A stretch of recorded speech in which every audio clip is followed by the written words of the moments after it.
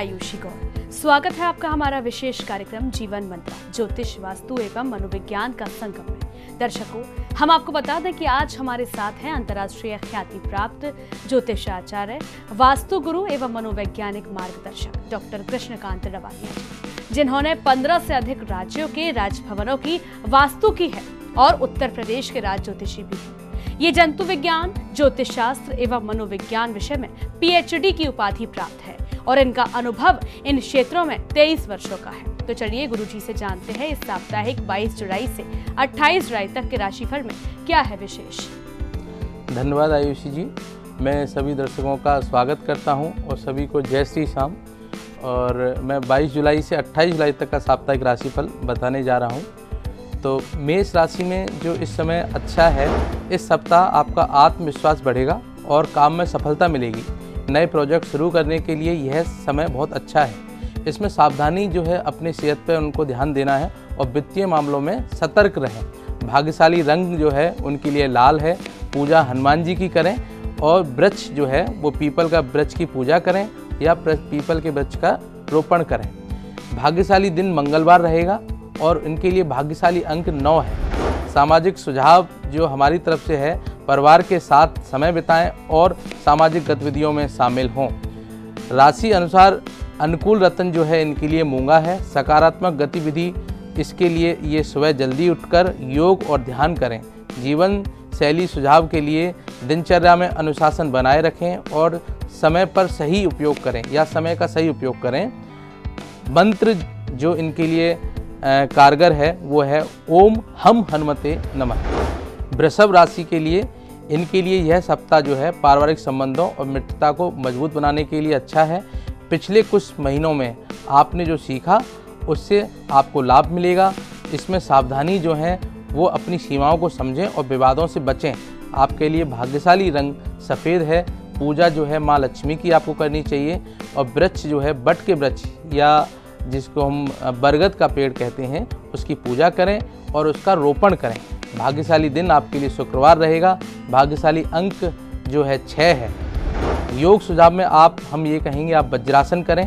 आहार सुझाव में आप इस सप्ताह दही और छाछ का सेवन अधिक बढ़ाएं।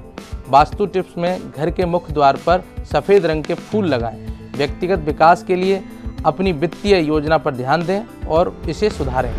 मिथुन राशि, इस सप्ताह आपको अंतर्ज्ञान और मानसिक शक्ति बढ़ेगी और आपको वित्तीय निर्णय लेने में मदद करेगी। सामाजिक संबंध मजबूत होंगे। अपने विचारों को स्पष्ट रूप से व्यक्त करें और तनाव से दूर रहें, यह सावधानी आपको बरतनी है। भाग्यशाली रंग जो है आपके लिए हरा रहेगा और पूजा गणेश जी की पूजा करें। आप नीम के वृक्ष की पूजा करें या उसका रोपण करें। भाग्यशाली दिन आपके लिए बुधवार रहेगा। भाग्यशाली अंक आपके लिए 5 का रहेगा। योग सुझाव में आप कपाल भाती प्राणायाम करें। आहार सुझाव में इस सप्ताह हरे पत्तेदार सब्जियों का सेवन बढ़ाएं। कर्क राशि, वह सप्ताह आपके लिए नई शुरुआत करने का है। नई दिशा में कदम बढ़ाने के लिए यह समय सबसे उत्तम है। सावधानी, स्वास्थ्य का ध्यान रखें और वित्तीय मामलों में सतर्क रहें।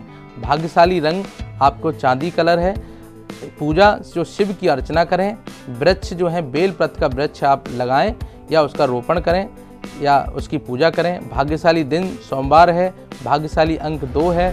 योग सुझाव में आप भुजंगासन करें। आहार सुझाव में इस सप्ताह दही और पनीर का सेवन बढ़ाएं। मंत्र आपके लिए जो है वो ओम नमः शिवाय का मंत्र आप जाप करें।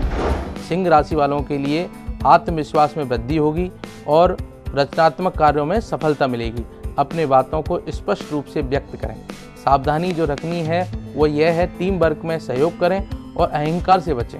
भाग्यशाली रंग आपके लिए सुनहरा है और पूजा जो है सूर्य देव की करें। आप आंवला के वृक्ष की पूजा करें या उसका रोपण करें। भाग्यशाली दिन आपके लिए रविवार रहेगा। भाग्यशाली अंक आपके लिए 1 है। योग सुझाव अगर हमारी तरफ से है तो आप वृक्षासन करें और आहार सुझाव में इस सप्ताह खट्टे फलों का सेवन जो है वो बढ़ाएं। मंत्र जो है ओम सूर्याय नमः, इस मंत्र का आप जाप कर सकते हैं। कन्या राशि वालों के लिए जो है अच्छा इस समय आपकी राशि, आपकी शिक्षा और कैरियर में प्रगति होगी। स्वास्थ्य में सुधार होगा। आपको जो है अनावश्यक विवादों से बचना है, धन हानि से बचना है। भाग्यशाली रंग आपके लिए नीला रहेगा। विष्णु देव की आप पूजा करें। वृक्ष जो है तुलसी का पौधा जो है आप अपने घर में लगाएं और उसकी पूजा करें। भाग्यशाली दिन आपके लिए बुधवार रहेगा और भाग्यशाली अंक आपके लिए 5 का रहेगा। हमारी तरफ से योग सुझाव यह है कि आप अनुलोम विलोम करें। आहार सुझाव में आप जो है साबुत अनाज का सेवन बढ़ाएं। आपको मंत्र जो जाप करना है, ओम विष्णवे नमः, इस मंत्र का आप जाप करें। तुला राशि जो है, आपके सामाजिक संबंध जो है मजबूत होंगे। आप प्रेम संबंधों में आपके मिठास आएगी। आपके कलात्मक और रचनात्मक प्रयास सफल होंगे। आपको इस समय यह सावधानी रखनी है कि खर्चों पर नियंत्रण रखना है और अत्यधिक व्यस्तता से बचें। पूजा जो है आप दुर्गा माँ की करें। नीम के वृक्ष का रोपण करें या उसकी पूजा करें। भाग्यशाली दिन आपके लिए शुक्रवार है। भाग्यशाली अंक जो है 6 का है। आप जो है योग सुझाव में त्रिकोणासन करें। आहार सुझाव में हम आपसे कहेंगे ताज़े फलों का सेवन बढ़ाएं, जूस का सेवन करें। आप जो है एक मंत्र का जाप कर सकते हैं, ओम दुर्गाहे नमः, इस मंत्र का आप जाप करें। वृश्चिक राशि जो है, आपकी वित्तीय स्थिति में सुधार होगा और नए निवेश के अवसर आपको मिलेंगे। मानसिक शांति प्राप्त होगी। आपको सावधानी जो है वह अपनी भावनाओं में नियंत्रण रखना है। किसी भी प्रकार के विवाद से बचें। भाग्यशाली रंग आपके लिए लाल रहेगा और पूजा जो है वो आप काल भैरव की करें। जो बेल का वृक्ष है आप उसका रोपण करें या उसकी पूजा करें। भाग्यशाली दिन आपके लिए मंगलवार है। भाग्यशाली अंक आपके लिए 9 का है। योग सुझाव, आप भ्रामरी प्राणायाम करें। आहार सुझाव में मसालेदार जो भोजन से आप परहेज करें, हल्के भोजन का सेवन करें। मंत्र जो है आपके लिए कहेंगे कि आप ओम भैरवाय नमः, इस मंत्र का जाप करें। धनु राशि जो है उसके लिए हम कहेंगे ये यात्रा और शिक्षा के लिए बहुत अच्छा सप्ताह है। आपका आत्मविश्वास बढ़ेगा। आपको अपने स्वास्थ्य का ध्यान रखना है और किसी प्रकार अनावश्यक यात्रा से बचना है। भाग्यशाली रंग जो है आपके लिए पीला है। भगवान विष्णु की पूजा करें। आम के वृक्ष का रोपण करें या उसकी पूजा करें। भाग्यशाली दिन आपके लिए गुरुवार है। भाग्यशाली अंक आपके लिए 3 का है। योग सुझाव में हम आपसे कहेंगे आप सूर्य नमस्कार करें। आहार सुझाव में हल्के और पोषक जो भोजन है उसका सेवन करें। आपके लिए मंत्र जो है ओम नमो भगवते वासुदेवाय नमः, इस मंत्र का जाप करें। मकर राशि के लिए जो अच्छा है यह सप्ताह, तो कैरियर में उन्नति होगी और नए अवसर मिलेंगे। पारिवारिक जीवन में खुशी और शांति बनी रहेगी। आपको अत्यधिक काम करने से बचना है और स्वास्थ्य पर बहुत ध्यान देना है। भाग्यशाली रंग आपके लिए भूरा रहेगा। आप पूजा जो है शनिदेव की करें। पीपल के वृक्ष लगाएं या उसकी पूजा करें। भाग्यशाली दिन आपके लिए शनिवार रहेगा। भाग्यशाली अंक 8 का है। योग सुझाव में हम कहेंगे आप वज्रासन करें। आहार सुझाव जो है हमारी तरफ से यह है कि आप अंकुरित भोजन जो है और सलाद का अत्यधिक सेवन करें। जीवन शैली सुझाव में हम आपसे कहेंगे नियमित दिनचर्या बनाएं और समय का सही सदुपयोग करें। आप इस मंत्र का ओम शनिश्चराय नमः, इस मंत्र का आप जाप करें। कुंभ राशि, आपका सामाजिक दायरा बढ़ेगा और नए मित्र मिलेंगे। आपकी रचनात्मकता में वृद्धि होगी। आपको सेहत का विशेष ध्यान रखना है और अत्यधिक विस्तृतता से बचना है। आपके लिए भाग्यशाली अंक नीला है। शिव की उपासना करें। बेल के वृक्ष को आप लगाएं या उसकी पूजा करें। भाग्यशाली दिन आपके लिए शनिवार रहेगा। भाग्यशाली अंक आपके लिए 4 का है। अर्ध चंद्रासन करें। आप योग सुझाव में, आहार सुझाव में ऐसे हरे पत्तेदार सब्जियों का सेवन करें। वास्तु टिप्स में घर के पश्चिम दिशा में सफ़ेद रंग के फूल लगाएं। व्यक्तिगत विकास, अपने रचनात्मक शौक को विकसित करने के लिए समय निकालें। सामाजिक सुझाव में पुराने दोस्तों से संपर्क करें और संबंधों को पुनर्जीवित करें। जीवन शैली में संतुलित जीवन शैली अपनाएं और अपने जीवन को तनाव मुक्त रखें। मंत्र जो आपके लिए है ओम नमः शिवाय, इस मंत्र का जाप करें। मीन राशि, आपके सपनों को साकार करने का समय है। अपनी योजनाओं को कार्यान्वित करें। आपको वित्तीय मामलों में सतर्क रहना है और आवश्यक खर्चों से बचना है। भाग्यशाली रंग आपके लिए बैंगनी है। भगवान विष्णु की आपको पूजा करनी है। तुलसी का पौधा लगाएं और या उसको पूजा करें। भाग्यशाली दिन आपके लिए गुरुवार है। भाग्यशाली अंक आपके लिए 7 का है। योग सुझाव में हम आपको कहेंगे कि आप पद्मासन करें। आप इस सप्ताह फलों और सूखे मेवों का सेवन करें। वास्तु टिप्स में घर के उत्तर पूर्व कोने में तुलसी का पौधा लगाएं। तुलसी का पौधा आपको बहुत सकारात्मकता देगा। व्यक्तिगत विकास के लिए हम आपको कहेंगे अपने लक्ष्यों को पुनर्निर्धारित करें और उनको प्राप्त करने के लिए अपने दोस्तों और परिवारजनों के साथ एक योजना बनाएं। आप जो मंत्र जाप करेंगे वो ओम नमो भगवते वासुदेवाय नमः, इस मंत्र का आप जाप करेंगे। गुरुजी, महत्वपूर्ण जानकारी साझा करने के लिए आपका बहुत बहुत धन्यवाद। दर्शकों, आज हमने जाना कि 22 जुलाई से 28 जुलाई तक के राशिफल में क्या विशेष है और आपको किन चीजों से सावधानी रखनी है और किन दिशा निर्देशों का पालन करके हम अपने घर में सुख, शांति और समृद्धि का वास कर सकते हैं। तो चलिए गुरुजी से अब जानते हैं कि घर के मुख्य द्वार की दिशा और स्थिति किस प्रकार हमारे जीवन को प्रभावित करती है और वास्तुशास्त्र के अनुसार घर के मुख्य द्वार की दिशा और स्थिति क्यों महत्वपूर्ण है और इसके पीछे के वैज्ञानिक और पारंपरिक कारण क्या है। गुरुजी, सबसे पहले हमें बताइए कि मुख्य द्वार की सही दिशा कौन सी होनी चाहिए? जरूर। मुख्य द्वार की दिशा और स्थिति का घर की सुख, समृद्धि, स्वास्थ्य और शांति पर बड़ा प्रभाव पड़ता है। जैसे उत्तर दिशा जो है, पारंपरिक मान्यता यह है कि उत्तर दिशा को धन के देवता कुबेर की दिशा माना गया है। वैज्ञानिक दृष्टिकोण की अगर हम बात करें तो उत्तर दिशा से आने वाली जो धूप की जो प्राकृतिक रोशनी दिन भर उपलब्ध रहती है, जो सकारात्मक ऊर्जा का स्रोत है। साथ ही यह मस्तिष्क के नकारात्मक प्रभावों को कम करती है और मानसिक संतुलन बनाए रखती है। अगर हम पूर्व दिशा की बात करें तो पारंपरिक मान्यता यह है, पूर्व दिशा को सूर्य की दिशा माना गया है। वैज्ञानिक दृष्टिकोण के अनुसार सुबह की धूप से घर में प्राकृतिक विटामिन डी का प्रभाव होता है, जो स्वास्थ्य के लिए लाभकारी है। यह दिशा घर के भीतर ऊर्जा के सही प्रभाव को सुनिश्चित करती है। अगर उत्तर पूर्व दिशा, इसे हम ईशान कोण कहते हैं, इसकी पारंपरिक मान्यता यह है, यह दिशा सबसे शुभ मानी जाती है। इसे देवताओं की दिशा कहा जाता है।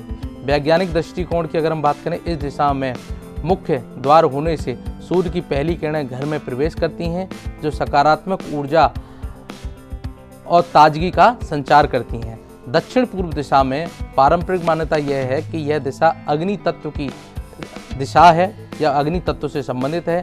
वैज्ञानिक दृष्टिकोण की बात करें तो इस दिशा में मुख्य द्वार रखने से वेंटिलेशन और वायु का प्रभाव बेहतर हो सकता है या उसका प्रबंधन बेहतर हो सकता है। तो गुरुजी, मुख्य द्वार की स्थिति कैसी होनी चाहिए? जी, मुख्य द्वार की स्थिति को ध्यान में रखते हुए हमें निम्नलिखित बिंदुओं का पालन करना होगा। पहला यह है कि साफ और सजावटी, मुख्य द्वार को हमेशा साफ और सजावटी रखें, रुकावट मुक्त रखें। द्वार के सामने कोई रुकावट नहीं होनी चाहिए, जैसे पेड़, खंबा आदि। जी। आसानी से खोलना और बंद करने का जो है वो आपको ध्यान रखना चाहिए। आसानी से द्वार खुले, इसकी व्यवस्था होनी चाहिए। शुभ पौधे द्वार के सामने लगाने चाहिए, जैसे तुलसी या अन्य शुभ पौधे जो हैं द्वार के सामने लगाएं। शुभ चिन्ह मुख्य द्वार के सामने स्वास्तिक का या ओम का या अन्य शुभ चिन्ह लगा सकते हैं।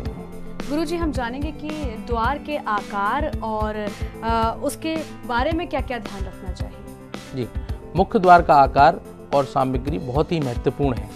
मजबूत और अच्छी गुणवत्ता की लकड़ी, मुख्य द्वार पर मजबूत और टिकाऊ सामग्री से बना होना चाहिए। उपयुक्त आकार उसका होना चाहिए। द्वार का आकार ना ज़्यादा बड़ा होना चाहिए, ना ज़्यादा छोटा होना चाहिए। सजावटी डिजाइन उस पर लगा सकते हैं। द्वार पर पारंपरिक डिजाइन और बेल बूटे का उपयोग कर सकते हैं। दिशा निर्देशों के बारे में अगर हम आपसे जानें, दिशा निर्देश क्या देंगे? जी, इन दिशा निर्देशों का पालन करते हुए हमें निम्नलिखित लाभ होते हैं, जैसे स्वास्थ्य, मुख्य द्वार का सही दिशा और स्थिति में घर के पर्याप्त प्राकृतिक रोशनी और वेंटिलेशन मिलता है। सकारात्मक ऊर्जा, सही दिशा में मुख्य द्वार होने से सकारात्मक ऊर्जा का प्रभाव रहता है। सुरक्षा और स्थायित्व, मजबूत और टिकाऊ मुख्य द्वार घर की सुरक्षा सुनिश्चित करता है। जी बिल्कुल। दर्शकों, जैसा कि आज हमने गुरुजी से जाना कि वास्तु शास्त्र के अनुसार घर के मुख्य द्वार की दिशा और स्थिति कैसे हमारे जीवन को प्रभावित कर सकती है, तो आइए चलिए आगे बढ़ते हैं और जानते हैं कि कार्यस्थल पर उत्पादकता बढ़ाने के लिए मनोवैज्ञानिक, वास्तु एवं धर्मशास्त्रों से प्रेरित उपाय क्या क्या हो सकते हैं। हमारा लक्ष्य एक ऐसा कार्यस्थल बनाना है जहां हम सभी अपनी उच्चतम उत्पादकता और सकारात्मक के साथ कार्य कर सकें। इसके लिए मनोवैज्ञानिक, वास्तु, मोटिवेशनल पुस्तकों और हमारे धर्मशास्त्रों के सिद्धांतों का समन्वय करना अत्यंत लाभकारी हो सकता है। यहाँ कुछ महत्वपूर्ण और वैज्ञानिक रूप से प्रमाणित सुझाव दिए जा रहे हैं जिन्हें अपनाकर हम अपने कार्यस्थल में सकारात्मकता और उत्पादकता को बढ़ा सकते हैं। सकारात्मक सोच और आत्मविश्वास। सकारात्मक सोच और आत्मविश्वास का कार्यस्थल पर बहुत ही महत्व है। मार्टिन सेलिग्मैन के सकारात्मक मनोविज्ञान के सिद्धांत और भगवत गीता के उपदेश मन ही मनुष्य के बंधन और मुक्ति का कारण है, हमें यह बताते हैं कि सकारात्मक सोच और आत्मविश्वास से हम अपनी बाधाओं को दूर कर सकते हैं। भगवान राम ने वनवास के दौरान कभी भी हिम्मत नहीं हारी और हर कठिनाई का सामना सकारात्मक दृष्टिकोण से किया। दूसरा है स्पष्ट लक्ष्यों का निर्धारण करें। स्पष्ट लक्ष्यों का निर्धारण सफलता का मूल मंत्र है। स्मार्ट टेक्निक जिसमें specific, measurable, achievable, relevant, time bound सिद्धांत का पालन करें। ऋग्वेद में कहा गया है, हे मनुष्यों, एकजुट होकर कार्य करो, संगठित होकर चलो और अपने विचारों को एक साथ मिलाओ। महाभारत में अर्जुन ने युद्ध के दौरान स्पष्ट लक्ष्यों को ध्यान रखकर कार्य किया। तीसरा यह है कि समय प्रबंधन करें। समय प्रबंधन के लिए आइजेनहावर मैट्रिक्स और पोमोडोरो तकनीक का प्रयोग करें। काल करे सो आज कर, आज करे सो अब, कबीरदास जी द्वारा यह कहावत कही गई है। कहावत समय की महत्वता और उसके सही तरीके को प्रबंधित करने का संदेश देती है। महाभारत में युधिष्ठिर ने समय का सही प्रबंधन कर अपने राज्य को समृद्धि की ओर अग्रसर किया। कार्यस्थल की साज सज्जा, वास्तु अच्छी होनी चाहिए। कार्यस्थल की साज सज्जा के लिए सकारात्मक ऊर्जा का बड़ा प्रभाव होता है। उत्तर पूर्व दिशा में जल स्रोत रखें, जैसे फाउंटेन या जल का पात्र। सूर्य को जल अर्पित कर मानसिक शांति और सकारात्मक ऊर्जा प्राप्त करें। भगवान राम ने अपने कार्यों को हमेशा सकारात्मक ऊर्जा और मानसिक शांति का पालन किया। सकारात्मक वातावरण का निर्माण करें। सकारात्मक वातावरण के लिए अपने सहयोगियों के साथ सकारात्मक और सहयोगात्मक संबंध बनाए रखें। एकता में बल है, यह महाभारत में भी कहा गया है। भगवान राम ने अपने वनवास के दौरान सभी वनवासी और मित्रों का सहयोग प्राप्त किया और खुद भी उन्होंने उनका सहयोग किया। स्वास्थ्य और ध्यान का मानसिक और शारीरिक स्वास्थ्य पर बड़ा प्रभाव है। योग कर्मसु कौशलम, यह गीता में कहा गया है। अर्जुन ने ध्यान और योग के माध्यम से अपने मन को नियंत्रित किया और युद्ध में विजय प्राप्त की। नियमित योग और ध्यान के अभ्यास से मानसिक शांति और ध्यान केंद्रित करने की क्षमता बढ़ती है। प्रेरणादायक उद्धरण और कहानियाँ पढ़ें। प्रेरणादायक उद्धरण और कहानियाँ हमें प्रेरित और उत्साहित रखने में मदद करती हैं। कार्यस्थल पर भी प्रेरणादायक उदाहरण लगाएं, जैसे सपने वो नहीं जो सोते वक्त देखते हैं, सपने वो हैं जो हमें सोने ना दें। तो यह डॉक्टर APJ अब्दुल कलाम द्वारा कही गई है। प्रेरणादायक कहानियाँ जैसे कछुए और खरगोश की कहानी निरंतर प्रयास और धैर्य की महत्वता को दर्शाती है। टेक्नोलॉजी और टूल्स का उपयोग करें। महत्वपूर्ण टूल्स का चयन करके आप अपनी टीम के कार्यों को व्यवस्थित कर सकते हैं। ये टूल्स न केवल आपकी समय बचाने में मदद करेंगे बल्कि कार्य की प्राथमिकताओं को भी सही ढंग से निर्धारित करेंगे। शिक्षा और निरंतर विकास पर ध्यान दें। निरंतर शिक्षा और सीखने का महत्व को समझें। सेमिनार, वर्कशॉप और ऑनलाइन कोर्सेज में भाग लें। स्वाध्याय प्रवचने च, ये उपनिषद तैत्तिरीय उपनिषद से ये लिया गया है, का पालन करें।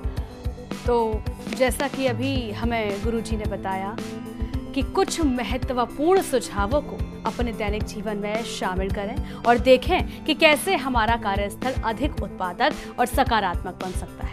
तो गुरुजी, आपका बहुत बहुत धन्यवाद। जय श्री श्याम, हारे के सारे की जय। बिल्कुल बिल्कुल, जैसा कि आज गुरुजी ने हमें इतने महत्वपूर्ण टिप्स दिए, यदि हम उनको जीवन में अपना लें तो बहुत सकारात्मक और बहुत ज़्यादा पॉजिटिव एनर्जी हमारे दैनिक जीवन में शामिल हो सकती है। तो दर्शकों, आज के कार्यक्रम में फ़िलहाल इतना ही। हम फिर मिलेंगे कुछ अहम मुद्दों के साथ हमारे खास कार्यक्रम जीवन मंत्र, ज्योतिष वास्तु एवं मनोविज्ञान का संगम। दीजिए मुझे इजाजत, नमस्कार।